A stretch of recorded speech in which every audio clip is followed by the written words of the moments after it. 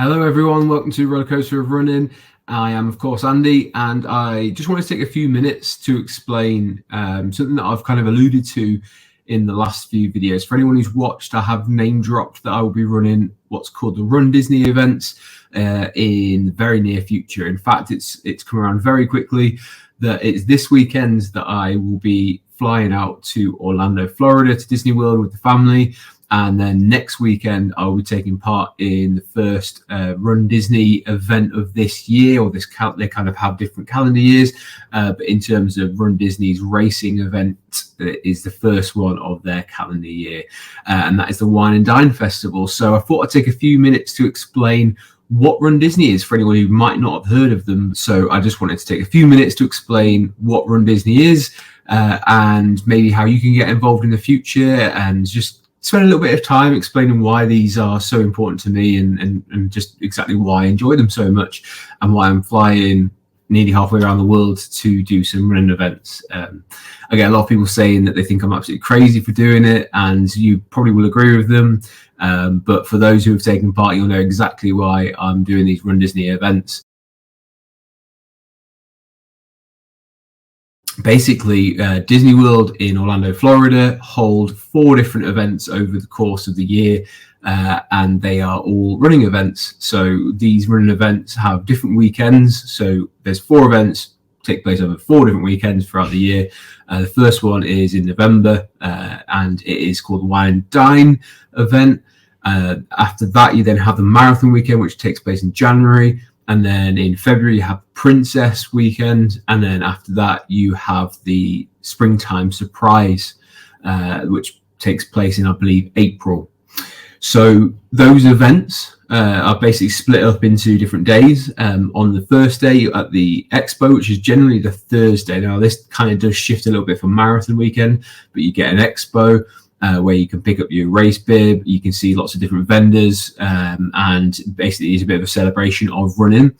And there's plenty of opportunities to speak to people who sell different merchandise and paraphernalia for running, whether it be sunglasses, hydration vests, new shoes, Garmins, etc. And the sponsors of the events as well, such as, I think in the past you've had people like Pandora. They have the Expo, and the race bib pickup starts on the Thursday. And then on the Friday, you generally have the 5K event. And then on the Saturday, you have the 10K event.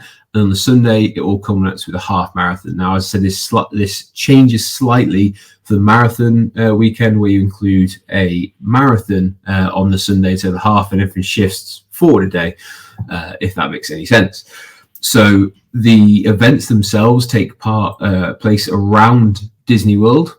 So you run through some of the parks. At the moment, there seems to be a bit of a theme that you start at Epcot, and then you run a little bit through Epcot. Or if it's the 5K, everything takes around Epcot, and then you go through to your 10K, where you might take in Hollywood Studios, which is the case for Wine and Dine. For the marathon weekend, they do tend to include running through at least a little bit of all of the parks, which is really cool. I myself has never had the pleasure so far of running through Magic Kingdom and getting to see the castle. All these events actually take place at start at 5 a.m. Now, obviously, a running event in Orlando, Florida can get quite hot, which is why they start them very early in the morning. And of course, they are going to open the theme parks up afterwards. So the idea is you get to run through the parks when it is completely deserted. So you get to see things that you would never get to see. And they also have characters out around the courses. So it's really nice opportunity for you, if you're a Disney fan in particular, to do a really cool running event. The atmosphere is fantastic. Everyone's is so excited to be there. You get a lot of people dressing up. In fact, it's kind of encouraged that you go in fancy dress of some sort. Each race has a theme, whether it's kind of tied to a Disney character or a film. It's just a fantastic atmosphere from start to finish. It's a celebration of running. If you're a Disney fan, fantastic. If you're a running fan, the routes are pretty cool as well. And it's just a great atmosphere to soak up. And the medals that you get are great. You get T-shirts as well included, and there's little bits and pieces throughout the weekend. As I said before, the atmosphere itself is great, and it's an opportunity to do basically something that you would never get to do, which is have a theme park to yourself and get to run around. if you have any kind of inner child in you and you just like, oh, I wonder what it would be like to have an opportunity to run around a theme park, especially Disney World, then this is your opportunity to do so.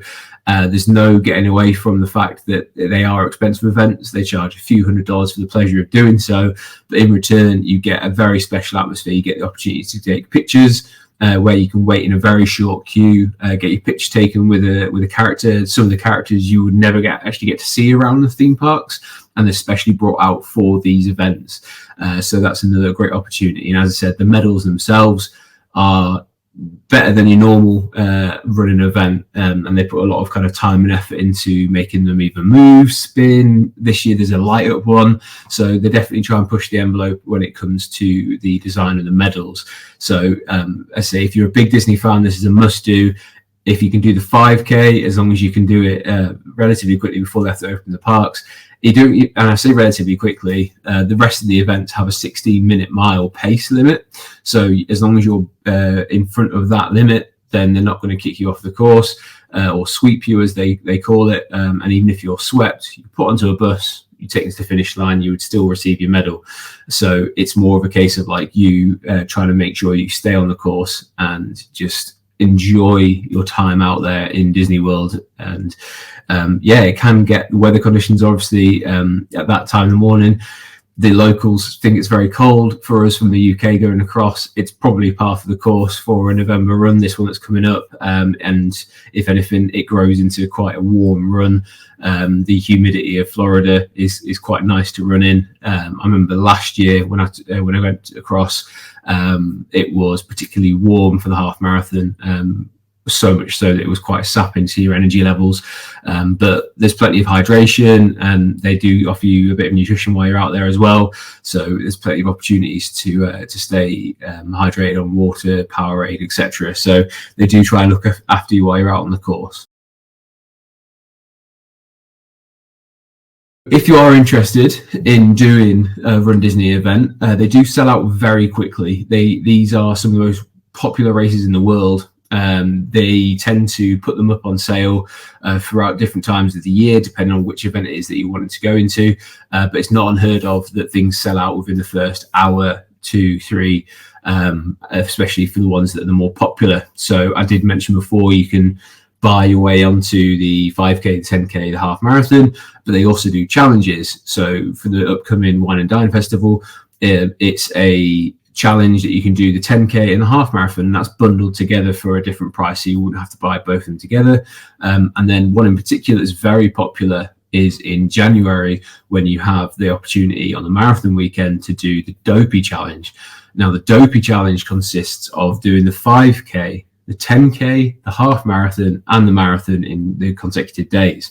Now, obviously, this is quite physically demanding, but you've also got to remind yourself that a lot of people, when they do this, are quite shocked at the mental tax that it also puts on you, because that's a few days in a row where you are having to go to bed at a different time, ready to have enough energy to get up at 3 a.m.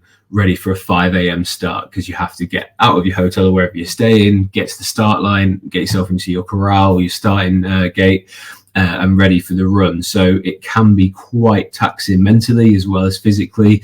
So a lot of the time when people do these races, they don't necessarily run them all, but they definitely enjoy themselves while they're doing it. So they can either kind of stick to a minimum pace. They might do the Jeff Galloway method of walk, run, walk, run, walk, walk, run, whatever you kind of want to do, that side of things. But a lot of people will adhere to that when they're training for it. So if you want to do an event, the best thing you can do is follow the Run Disney Twitter account or social media channels, and they'll keep you updated as to when things are going to go on sale. If you keep an eye on that, you'll see that everything for this year has sold out, and you can follow certain channels where they'll give you alerts as to things. Sometimes bibs open up, so you can still get a number, but obviously with the expense, especially if you are across in the UK or an international traveller, you've got to bear in mind that you still have your flights, your hotel on top of that as well, so it can add up quite quickly to quite a costly run.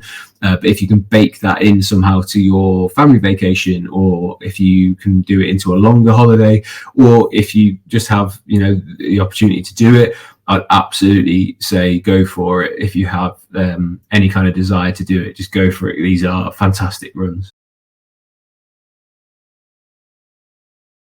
I'm about to fly out to Florida in the next few days, and then in my middle weekend of a 2-week vacation, I get the chance to do the Dine festival. So I'll be doing the 5K, the 10K, and the half marathon this year, which is the first time I've been able to do all three. Last year, I flew out with my dad and actually did the 10K and the half marathon challenge, which is really cool. I set new step records on my phone, on my Garmin, which was, I think, about 50,000 steps for a day, which is a record for me. So I'm interested to see if I'll beat it this year or if I'll take things a little bit easier, because I was pretty beat up after the last one. But after doing quite a lot of training this year, it is one of the questions I'd had, which is why you still train and why you're still doing events. And this is one of the reasons why. And I'm really excited to do all three and see how I stack up. And then in February, I'll be going back out for just the events and doing the same 5K, 10K and half marathon for the Princess weekend. So I'm really excited to get those in. And hopefully in the future, I'll get a chance to do the other ones. The sort of big breaking news, I guess, for this one is as long as I can get a place, I am planning on doing the 2025 Dopey Challenge. That would make it my first ever marathon. A lot of people have asked me throughout any events that I've done or finished, especially the half marathons in the Great North Run, would I ever do a marathon? Now, until this point, until the last couple of months, I've really thought the answer to that will always be a resounding no. I just don't think mentally I have it in me, because often I would think when I get to the end of a half marathon, especially the Great North Run, I'd start to think, could I turn around and do the exact same route backwards and finish and do a marathon? And the thought of it just mentally, my head was completely gone. I just can't think of any reason why I would want to do that. And then speaking to people and listening to different podcasts when people talk about marathons, and they say it's really not a case of it being 2 half marathons. You don't think of it that way. Something's different. You train differently. It does take over your life a little bit more, but it's so rich and rewarding to finish that. I have good friends who have run the marathon, and seeing them do it has been really inspirational for me.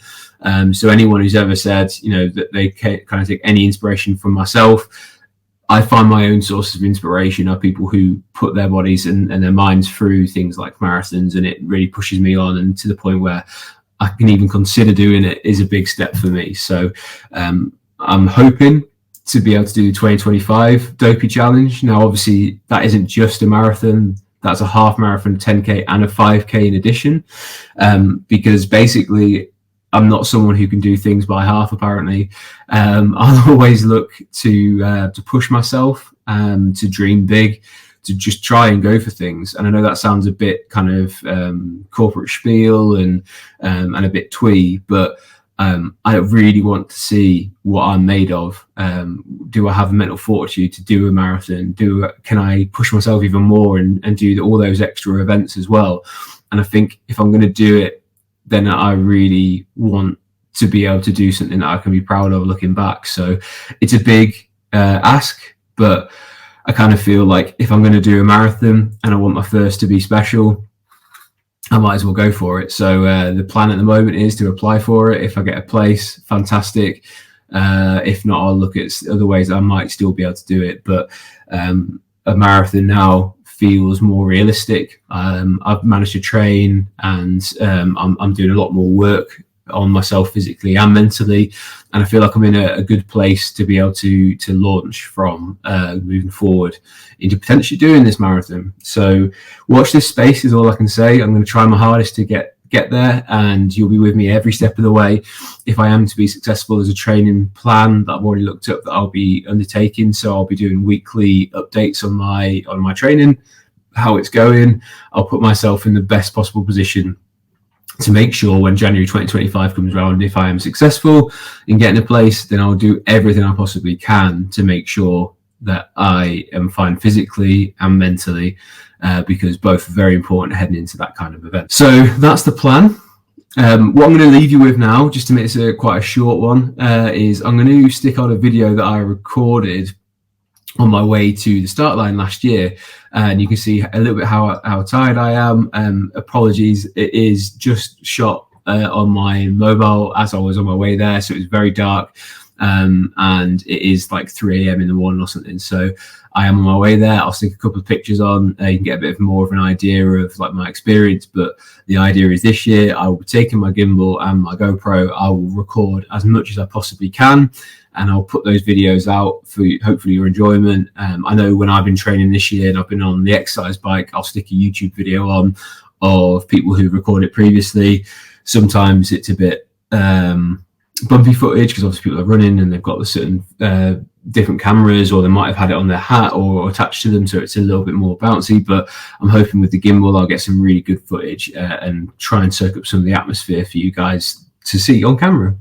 So I'll leave you with this video. It's just about 30 seconds long, but the next video I'm going to put out for this one, I've got the pleasure of speaking to two of the guys from the Rise and Run podcast, which are a dedicated Disney and running podcast. They've really helped me when I've been out on my long walks and listening to those guys. Even if you're not a Disney fan, they're a fantastic running podcast as well. So they'll give you a lot more detail. They give you a lot of encouragement. If you ran a race, you can send in the details of that race and they'll give you a shout out as well. So it was great having a chat with those guys. That's going to be the next one. It'll explain a little bit more from people who have a lot of experience in running these events, of what you can expect, why it's special to them, how they've kind of come about doing this, and how they've come about doing the podcast as well. So I'll be putting that out in the next couple of days as well. Again, please watch that video. It was my absolute honor to have those guys on, and I hope you enjoyed this video and a bit of my ramblings. And let me know, would you ever run a Disney event? They might even open up the Paris one again. They used to have events at Paris, which should make it a little bit easier and cheaper on the wallet to do a Run Disney event. But let me know in the comments, would you ever do a Run Disney event? If so, which one would you like to do? And also let me have some words of encouragement as I start to hopefully ramp up my training, heading into what could be training for a marathon or a dopey challenge. So I'd love some words of encouragement, even if it's just a like or subscribe. But let me know all the thoughts you've got going on about me potentially running a marathon. I hope you have a lovely day if you're watching this in the day. If not, have a lovely night. But I will speak to you again soon, and I will certainly be putting out lots of content for Run Disney in the upcoming days and weeks. So I hope you enjoy this. On the way to get the bus to the start line for the half marathon after doing 42,000 steps yesterday. My legs and my feet are feeling a bit tired. I'm feeling tired because it's 20 to 4. So all in all, it's a bit more mentally challenging today. I do have a person with me though. Hi there, he's going to do great. So we'll see what today brings, and hopefully just get round. That's all today's about. Make sure I finish. So I'll see what happens.